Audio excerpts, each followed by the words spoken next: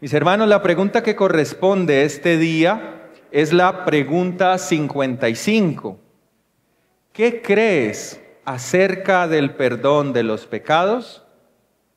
Respuesta: creo que Dios, por la satisfacción hecha por Cristo, ha borrado toda memoria de mis pecados y también de esa corrupción dentro de mí contra la cual debo luchar toda mi vida. Y creo que me dota gratuitamente con la justicia de Cristo para que yo no venga a condenación en ningún momento. Pecar es el acto atroz que se comete principalmente contra Dios. Y es esto precisamente lo que lo hace atroz. Pecar es el acto atroz que se comete principalmente contra Dios, y es esto precisamente lo que lo hace atroz. Cuando el rey David no fue con su ejército a la batalla para quedarse en casa, y en su tiempo de ocio se llegó sexualmente a una mujer casada, la embarazó contra su voluntad, luego mandó matar a su esposo, y esto trajo terribles consecuencias a la nación que gobernaba y a su propia vida. El rey David reconoció que su pecado era principalmente contra el Dios que es 3 veces santo. Contra ti solo he pecado y he hecho lo malo delante de tus ojos, para que seas reconocido justo en tu palabra y tenido por puro en tu juicio, dice David en el Salmo 51, verso 4. Esta es, o debería ser, por lo tanto, la preocupación del pecador, que ha ofendido, que ha deshonrado, que le ha fallado al Dios que es digno de obediencia absoluta y ha de obtener su perdón si quiere escapar del justo juicio divino que merecen sus pecados. No se trata únicamente de reconocer ante la sociedad el daño causado a esa misma sociedad, sino que es principalmente la gran preocupación de haber pecado contra el Dios Santo. Lo que la Iglesia del Señor Jesucristo confiesa acerca del perdón de los pecados surge de la bendita palabra de Dios y no del pecaminoso razonamiento humano.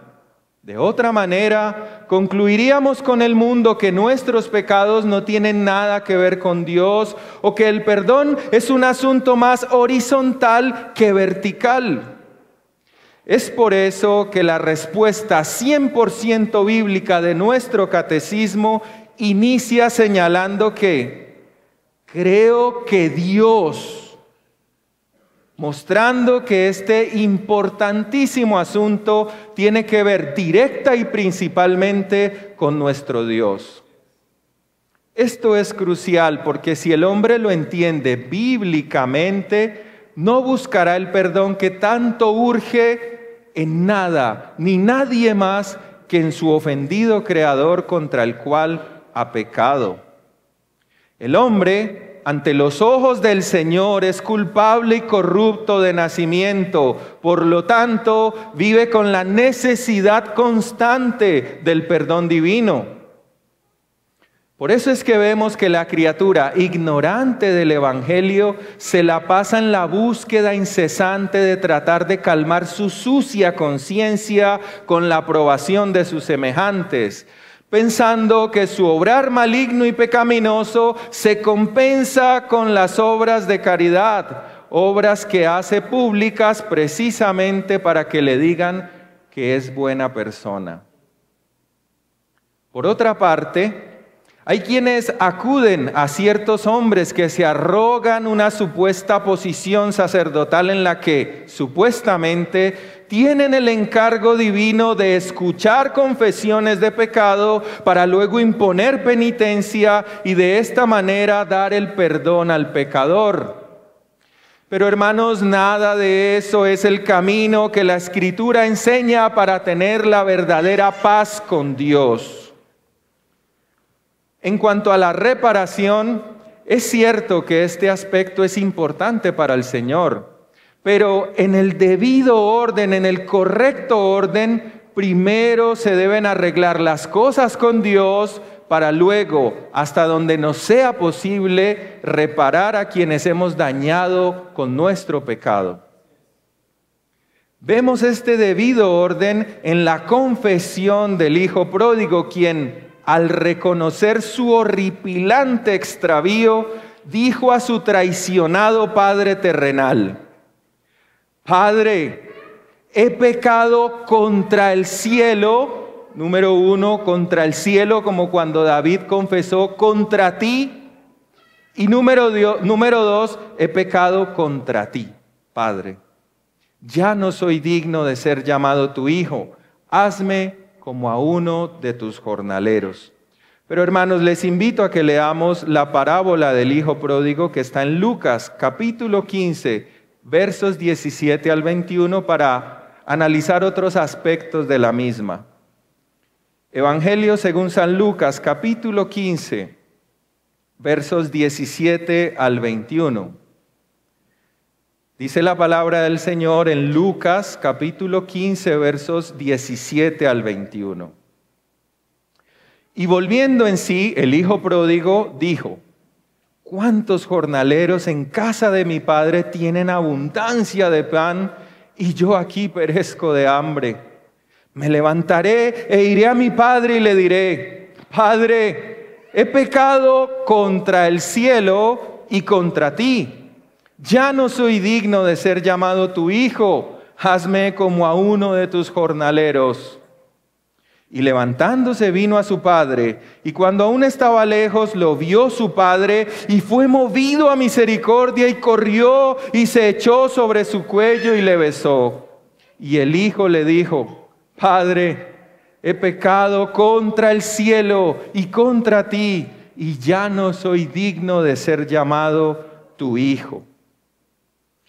De esta preciosa parábola nos interesan no solo el debido, el correcto orden en cuanto al perdón y la reparación, sino la actitud del misericordioso Padre, quien, antes de que su hijo manifestara verbalmente su arrepentimiento ante Dios y ante él, corre y se echa sobre el cuello de su hijo y lo besa en señal de aceptación.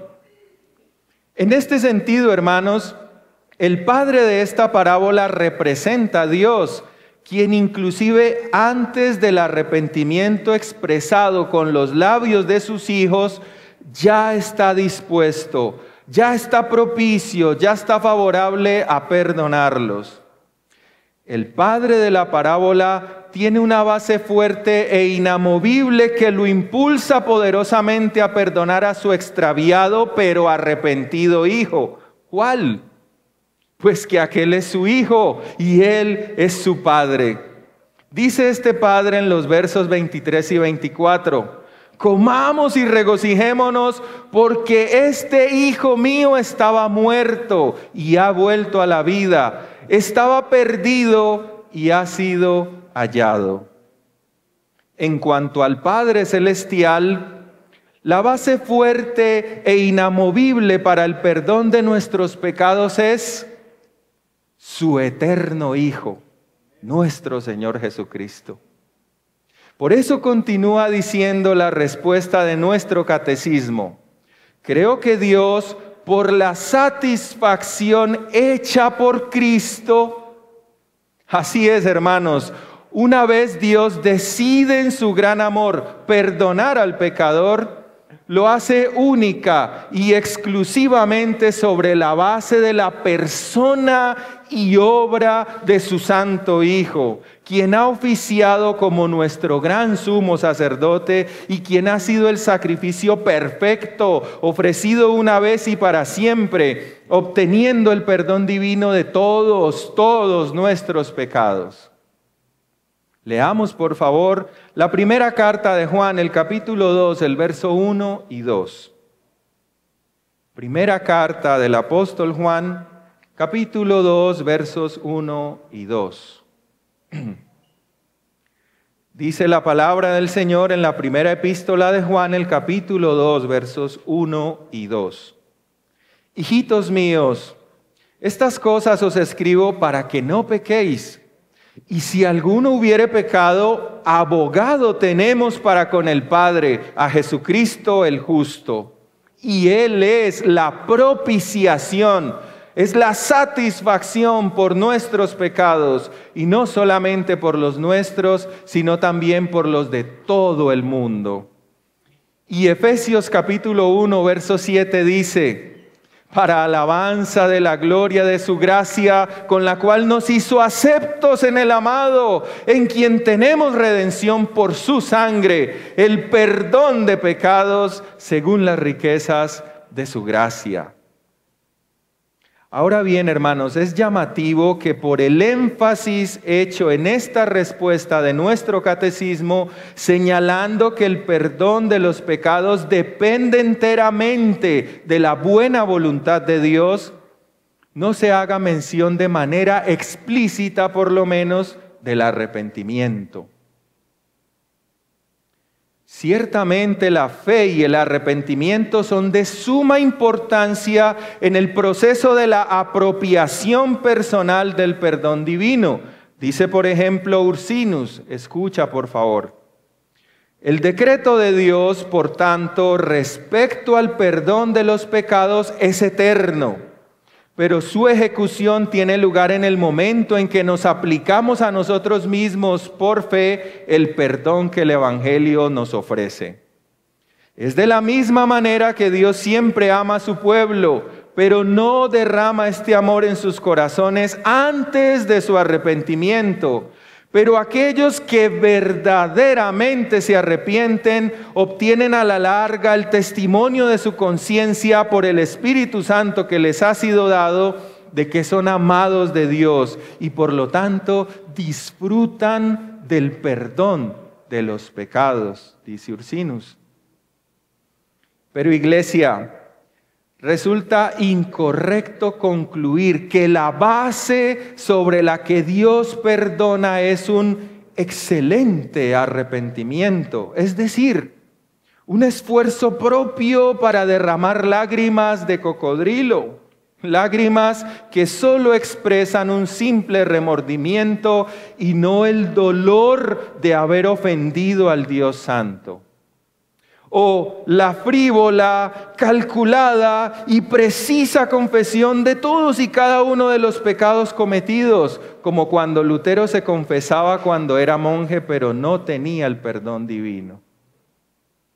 De hecho, no existe en este sentido tal cosa como un excelente arrepentimiento.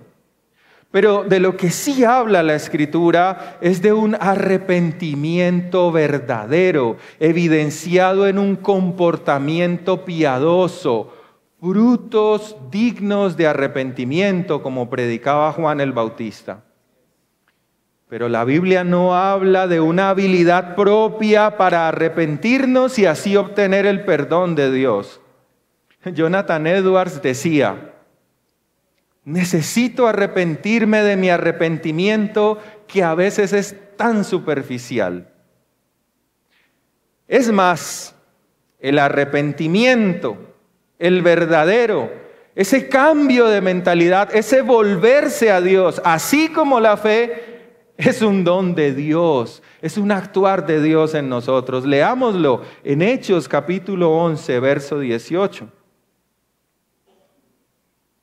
Libro de los Hechos de los Apóstoles, capítulo 11, verso 18. Dice la palabra del Señor en Hechos 11, 18.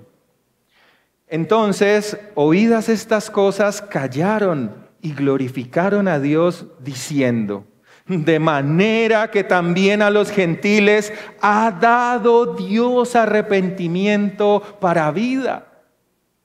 Es un don de Dios.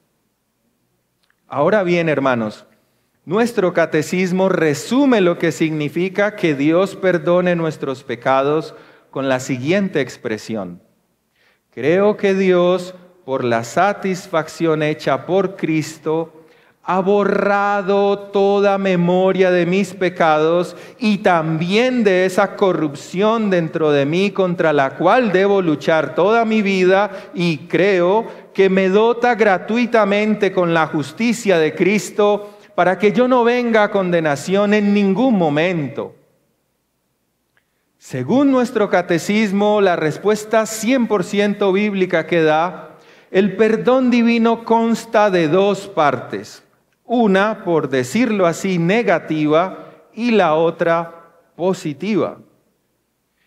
En el aspecto negativo, Dios borra o quita toda memoria de los pecados. Dice el libro del profeta Miqueas, capítulo 7, verso 19. Él volverá a tener misericordia de nosotros, sepultará nuestras iniquidades y echará en lo profundo del mar todos nuestros pecados. Y también, hermanos, Dios borra o quita toda memoria de la corrupción o pecado residual que aún mora en el creyente. Como el Señor Jesucristo satisfizo todas las justas demandas del Padre con el objetivo de poder perdonar a su pueblo, ahora Dios trata con nosotros de un modo especialísimo. Es como si nada de lo que hicimos en nuestra vana manera de vivir hubiera sucedido. Es como si nada de lo que hicimos en nuestra pasada vana manera de vivir hubiese sucedido. Todo eso fue borrado de delante del santo rostro de nuestro Señor. Leamos por favor Isaías capítulo 43, verso 25. Es como si nada de lo que hicimos en nuestra vana manera de vivir hubiera sucedido. Todo fue borrado de delante del santo rostro de nuestro Dios. Isaías capítulo 43, verso 25 dice el Señor: Yo soy el que borro tus rebeliones por amor de mí mismo y no me acordaré de tus pecados. Gloria a Dios. La naturaleza, pues, de este maravilloso perdón en esta primera parte, hermanos, no tiene que ver con un aspecto amnésico en nuestro Dios, o como si Él dejara de saber algo, de ser omnisciente. No, Él sabe todo lo de nosotros, del pasado, del presente y del futuro. Pero se trata más bien de una posición favorable, propicia, de parte del Dios Santo para con aquellos que son lavados con la sangre del Cordero. Es más que la restauración de una relación amistosa, hermanos. Es una dulce comunión la que se experimenta con el Dios que perdona, de tal modo que Él nos ve como si nunca le hubiésemos ofendido. Venid luego, dice Jehová, y estemos a cuenta. Si vuestros pecados fueren como la grana, como la nieve serán emblanquecidos. Y si fueren rojos como el carmesí, vendrán a ser como blanca lana. Dice Isaías capítulo 1, verso 18. En el aspecto positivo, Dios dota o da gratuitamente la justicia de Cristo al creyente para que viva delante de Dios en todo momento como alguien justo, alguien que siempre ha cumplido perfectamente su santa ley. Dice Romanos capítulo 8, verso 1, ahora pues, ninguna condenación hay para los que están en Cristo Jesús. ¿Y sabes qué es lo mejor, hermano? Que para esto el creyente no debe pagar ningún precio. Ningunos rezos, ningunos Padres Nuestros, ningunos Ave Marías, nada. El precio de nuestro perdón fue pagado en su totalidad, con la vida y muerte, con la sangre de nuestro Señor Jesucristo. Déjame ir concluyendo, hermano, con estas palabras. Puede ser, hermano, que la realidad de nuestro peregrinaje en nuestra propia vista evidencia esa corrupción dentro de nosotros contra la cual debemos luchar toda nuestra vida, como dice la respuesta. Y desde luego que esta lucha tiende a desanimarnos, sobre todo cuando caemos derrotados en ella. Pero mi amado hermano, cobra ánimo, teniendo presente que ahora mismo, ahora pues, estamos unidos a Cristo Jesús. Y dicha unión va más allá de lo que podamos entender. Es una unión inquebrantable, es más sólida y real que todo lo conocido, porque es la unión con el eterno Hijo, con el Dios hombre. Hermano, te aseguro por la Escritura, por el testimonio de la palabra de Dios, que todo va a pasar, todo dejará de ser. Este cielo, esta tierra, este sistema, todo pasará. Pero nunca más estaremos separados del amor de Dios que es en Cristo Jesús, Señor nuestro. Por lo tanto, nunca más serás visto por Dios aparte de su Santo Hijo. Nunca más serás visto por Dios aparte de su Santo Hijo. Quizá el énfasis desmedido y malsano que haces continuamente de tu pecado residual sea el resultado de olvidar que ya Dios no te ve sin estar unido a Cristo. Pero hermano, entiende hoy por la palabra de Dios, por el obrar del Espíritu Santo, que estás en el Hijo. Estás en el Hijo y Él es tu justicia. La razón por la cual Dios te acepta y te perdona siempre. Ánimo, hermano. Levántate y sigue dando fiera lucha contra tu pecado residual, sabiendo, recordando que Dios ve a su Hijo en ti siempre.